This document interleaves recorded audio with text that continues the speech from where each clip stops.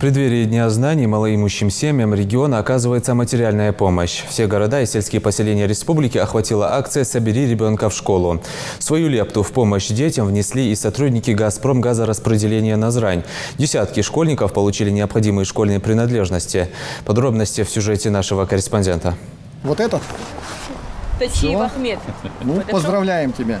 Учись хорошо. Благотворительные акции – огромная поддержка для таких детей, как Ибрагим Албагачиев. Он самый младший в семье. Мальчик пришел получить школьный инвентарь для себя и своего брата Магомеда, который остался дома. Я перехожу в 4 класс. Я очень рад этому подарку. Буду хорошо учиться.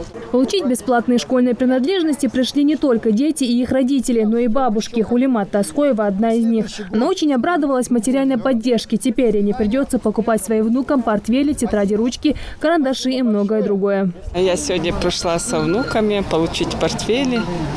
Это для нас большая помощь. Спасибо тем, кто выделил. Поддержка, помощь, хоть частичка, но все равно спасибо за внимание.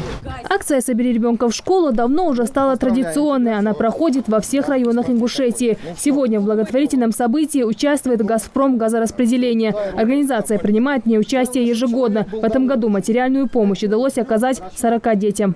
Мы выбирали семьи, у которых много детей, а так сотрудники наши просто были представлены нам списки с администрацией в рамках этой акции. Мы постарались всех охватить. Акция проходила это под эгидой, и денежные средства выделяли «Газпромгазораспределение Назрань».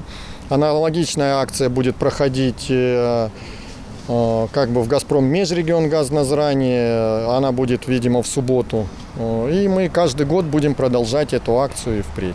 Акция действительно очень интересная и довольно-таки очень позитивно имеет такой положительный момент, потому что и дети, и родители уходят с этой акции очень довольные, веселые.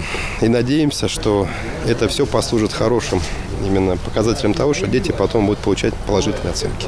До начала учебного года остается совсем немного времени, но такая благотворительная акция не последняя в этом году. Помощь будет оказана всем из перечня нуждающихся. Радат Хулухоева, Тамара Хашагульгова, Мербек Мержоев, Новости 24.